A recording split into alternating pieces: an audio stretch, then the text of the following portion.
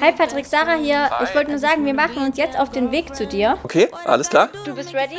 Ich bin ready, ich hoffe ihr auch. Yes, dann bis gleich. Ciao. Freu mich.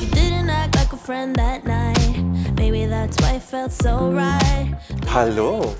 Hi, ich bin mit Patrick verabredet, aber ich weiß jetzt nicht, ob ich mich in der Adresse geirrt habe. Hast du nicht, du bist genau richtig. Komm ruhig rein. So, liebe Sarah, du hast dich gewundert. Eigentlich hättest du heute ein Treffen gehabt mit Patrick. Ja. Der ist jetzt heute leider nicht da. Dafür bin ich da, Miss Roxy. Und ich zeige dir und euch heute mein Reich. Und ihr dürft gerne mitkommen. Mega, let's go. Herzlich willkommen. Wow, das ist ein richtiges Beauty-Paradies. Ich bin begeistert. Drag Queens sind Künstlerinnen, die durch übertriebene feminine Performances und auffällige Kostüme ihre eigene Version von Weiblichkeit darstellen. Da dürfen High Heels, glitzernder Schmuck und Perücken nicht fehlen. Patrick, ich finde es voll schön, dich heute in Zivil zu treffen. Ich kenne dich ja schon als Miss Roxy und es war eine Begegnung, die ich auf jeden Fall nie vergessen werde. Du machst auf jeden Fall in Zivil mindestens genauso viel her.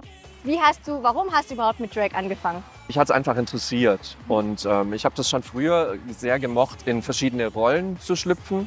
Bin dann relativ schnell auf den Punkt gestoßen, dass Drag nichts mit Verkleidung zu tun hat. Ein guter Freund von mir macht auch immer noch Drag und hat mich auf das ganze Thema erstmal aufmerksam gemacht. Natürlich kennt man so das Thema Drag oder es ist einem irgendwie schon mal begegnet, aber ich hatte damit sehr lange keine Berührungspunkte und dann hat es mich doch interessiert und dann habe ich das erste Mal gemacht und habe mich damals noch von einer Freundin schminken lassen. Seit dem Tag war Drag oder ist Drag bis heute eigentlich gehört zu meinem Leben dazu. Okay, das ist mein wahr gewordener Traum hier drin. Meiner auch. Perfekt. Vor allem die Outfits, da funkelt es und glitzert. Hast du ein Lieblingsoutfit? Oh, also ich habe tatsächlich eins, was für mich auch einen emotionalen Wert hat. Es ist ein Showbody und den habe ich mir bestellt für meine allererste Show. Ja, der Veranstalter hat gemeint, mach was draus und das haben wir gemacht. Und da war tatsächlich dieses weiße Kleid, der schwarze Jumpsuit und das da, meine 3 Outfits des Abends und auch die allerersten, die ich selber für mich habe anfertigen lassen. War das eine Solo-Show gleich? Nein, die hieß Miss Roxy and Friends Live. Okay. Und wir standen fast zu 10 auf der Bühne und das war im Prinzip eher ein Konzert. Also ich bezeichne die Shows, die ich mache, eher mehr als Konzerte und weniger als Drag-Show. Das heißt, du singst bei deinen Shows? Ja, richtig. Und ich tanzt? spiele Klavier. Und tanzen versuche ich ab und zu auch. Ja, voll geil. Dann bist du super musikalisch. Up where they walk, up where they run, up where they say, are they in the sun? Oh, wandering free, wish I could be part of the world.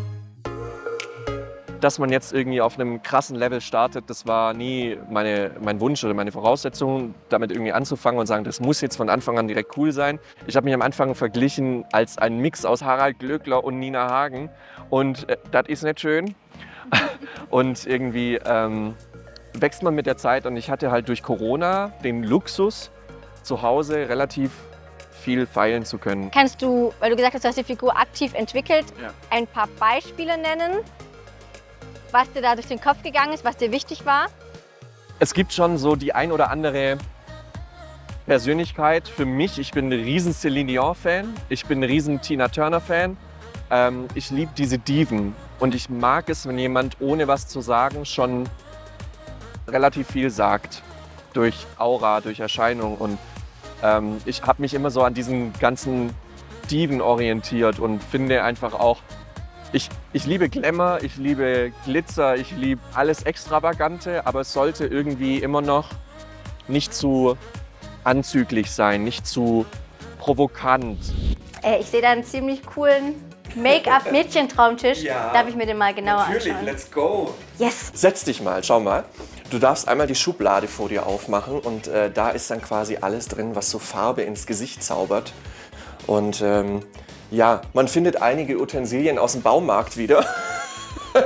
Also ab und zu hast du in Drag tatsächlich mehr Baumarkt im Gesicht als Make-up. Drag Queens nehmen sich vor ihrer Bühnenperformance viel Zeit für die Vorbereitung und Schminke. Sie verwenden Foundation, Concealer und Puder, um ihre Gesichtszüge zu neutralisieren und Platz für dramatische Konturen zu schaffen. Das Augen-Make-up wird mit intensiven Farben, auffälligem Eyeliner und falschen Wimpern betont. Und natürlich darf der Lippenstift in kräftigen Farben nicht fehlen, um den beeindruckenden Look zu vervollständigen.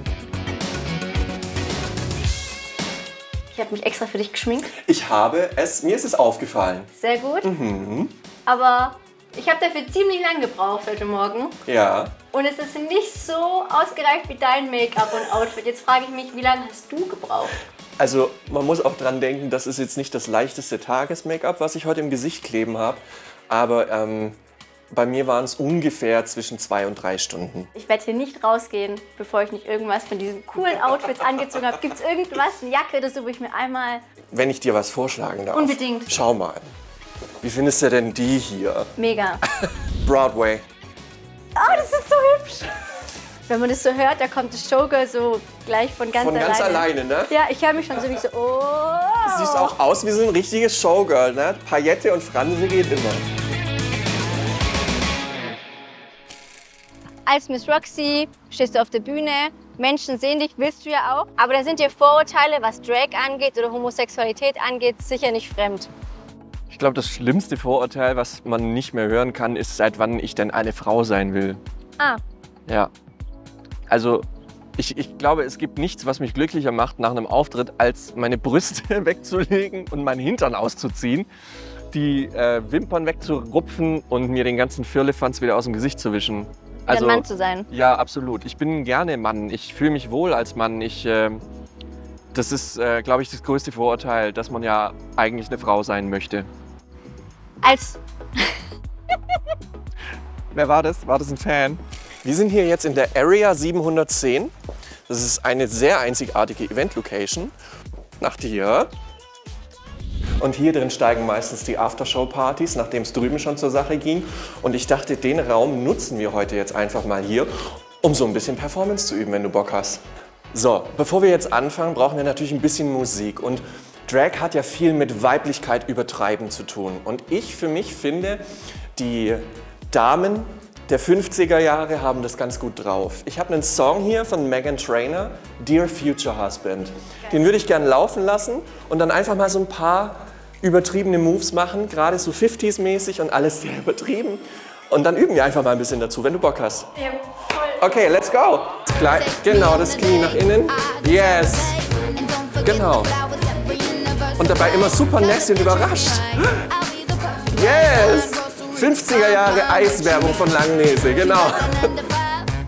Zu einer typischen Drag-Performance gehört oft eine Mischung aus Gesang, Tanz, Comedy und theatralischen Elementen.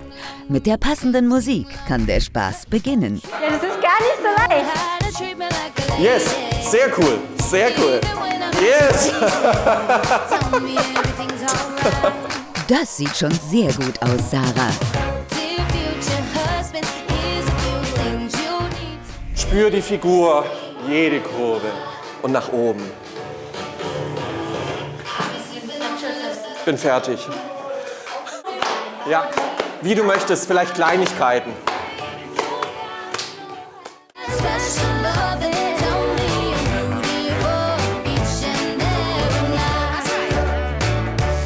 Oben, auf, oben. Das war so geil. Kannst du ein paar Worte darüber sagen, wie du deine Rolle als Drag Queen für die LGBTQ+-Community bewertest?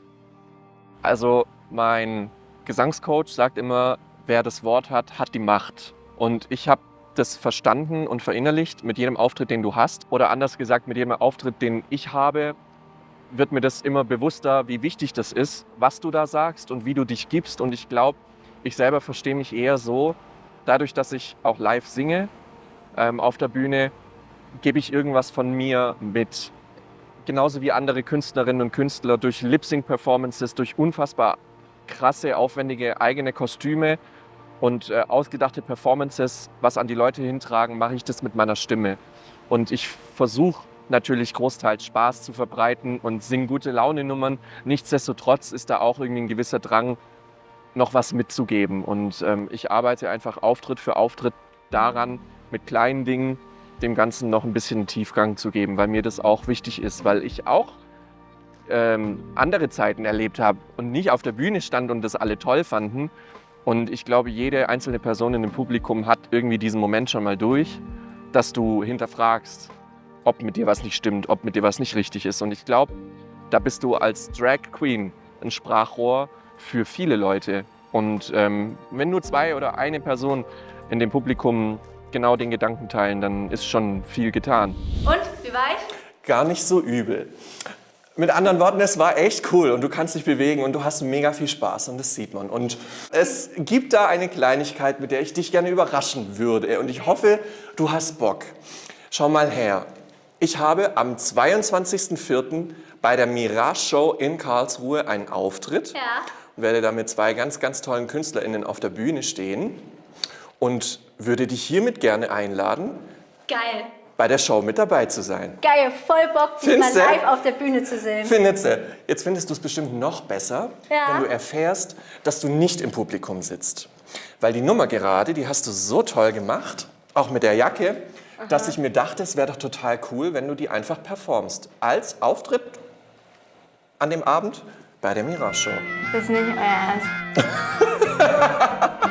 Hast du Bock? Traust du dir das zu? jetzt? Dann hast du mal die Nonplusultra Drag Power an einem Abend. Hättest du jetzt einen Witz? Nein, wenn du Bock hast, Einladung dazu, sei mit dabei am 22.04. auf der Bühne und du performst diesen Song. Oh, scheiße, Leute. Das ist so wild. Hast du Lust? Mit dir zusammen. Das, wenn du möchtest? Ja, okay, let's Ja? do it. Ja, scheiße. Ihr seid Zeugen. Go. Yes! Okay, das war jetzt ein richtiger Hammer. Ich brauche jetzt auf jeden Fall ein paar Tage zum Üben. Es ist soweit. Heute findet die Mirage Show in Karlsruhe statt und das Team Zeitmensch-Doku macht sich bestens gelaunt auf den Weg zur Event-Location. Im Höpfner Burghof werden die letzten Vorkehrungen getroffen und die ersten Gäste treffen ein. In der Zwischenzeit bereiten sich die Stars des Abends hinter den Kulissen vor. Ein stundenlanger Prozess. Mal sehen, ob Sarah für ihren großen Auftritt bereit ist.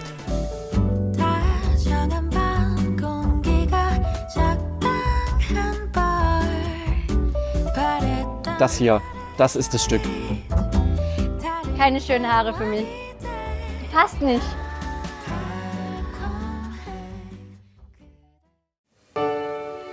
Mama, I don't have time for dancing. That's just gonna have to wait a while. Ain't got time for messing around, and it's not my style. This old town can slow you down. People taking the easy way, but I know exactly where I'm gonna get it. Closer and closer every day, and I'm almost there. Almost there. Up where they walk, up where they run, up where they say, are they in the sun? Oh, wandering free. Wish I could be part of the world. What would I give if I could live out of these waters? What would I pay? Is really to blame. So I remove the card, but not the symptom.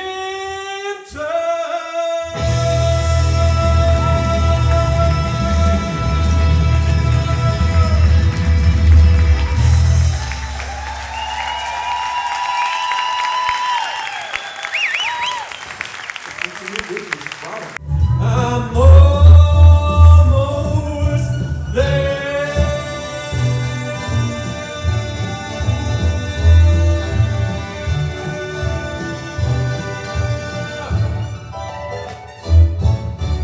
Im Petticoat siehst du mega cool aus. Die Schuhe sind der absolute Hammer. Deine Performance läuft. Bist du aufgeregt? Bin ultra aufgeregt. Ja. Aber du hast mich so gut vorbereitet. Super. Wenn es jetzt nicht läuft, dann kann ich nichts mehr machen. Richtig. Hab Spaß. Du weißt, was wir durchgegangen sind. Ausstrahlung. Genieß den Song. Der geht so schnell vorbei. 3 Minuten sind wirklich eigentlich im Nu rum.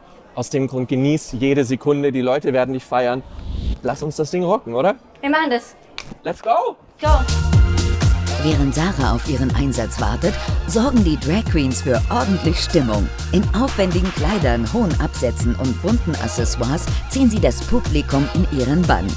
Die Gäste lieben es. Sarah und ihr Team, die drehen eine Reportage über mich, über das, was ich so tue und über das Drag- und Travestie-Sein. Und dann dachte ich mir bei unserem ersten Drehtag, Mensch, was wäre die ultimative Erfahrung für sie, um mal zu fühlen, was wir fühlen. Und dann dachte ich mir, dann stellen wir die Alte halt einfach auf die Bühne. So, fand sie auch total prickelnd. Sie hat sich sehr gefreut. Und warte schon da oben, meine Maus, du darfst runterkommen. Und ihr dürft sie mal willkommen. Guckt euch dein Petticoat an!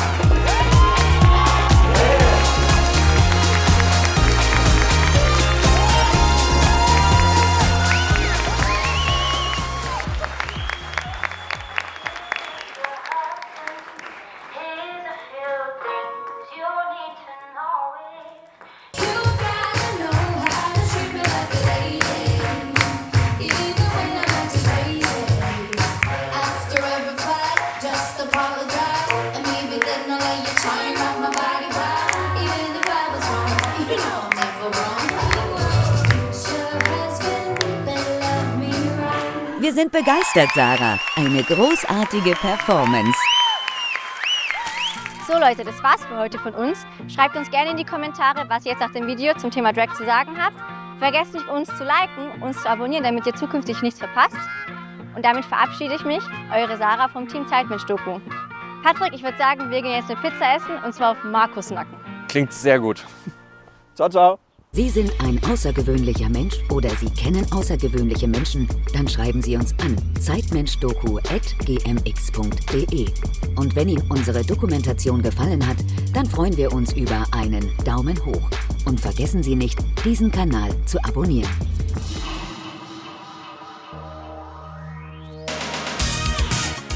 Hi Patrick, Sarah hier. Ich wollte nur sagen, wir sind unterwegs zu dir. Alles klar. Du bist ready? Sag mal lieber, wir sind gleich unterwegs zu dir, weil du stehst ja noch. Ah. Okay, und bitte nochmal. Hi Patrick, Sarah hier. Ich wollte nur sagen, wir sind jetzt unterwegs zu dir. Alles klar? Seid ihr ready? Wir? Nochmal. Ich und mein alter Ego. Und sobald wir bereit sind, Ich bin bereit, so, glaube ich. und bitte, du darfst.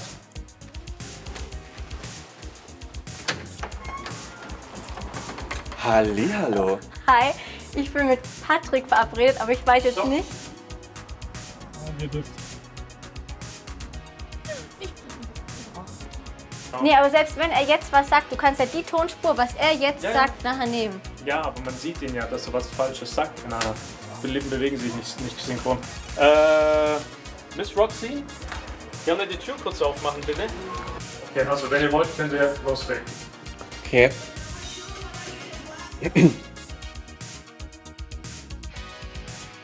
Was? Jetzt verabschiedet euch. Ich trinke gerade. Du ganz Ja. Weißt du, wir machen jetzt ein paar Aufnahmen, Yes. wo wir ein bisschen schneiden können. Genau. Vielleicht mal so ein bisschen nicken und schön grinsen, freundlich. Ja, so wie Hast du verstanden? Ja? Ja? sonst immer bist. Dann nick doch einfach mal, wenn du es verstanden hast, okay? Ich kann jetzt leider nicht die Stinkefinger zeigen. Nein, okay. Okay, bitte nicht sprechen, Sarah.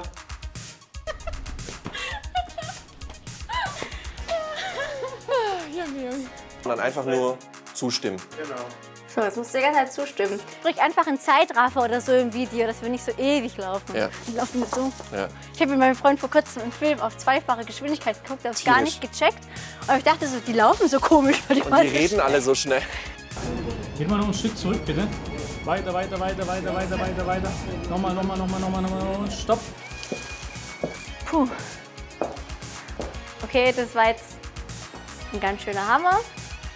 Ich bin noch nie... Das ist viel zu langsam. Okay, das war jetzt ein richtiger Hammer. Ich brauche jetzt auf jeden Fall ein paar Tage zum Üben.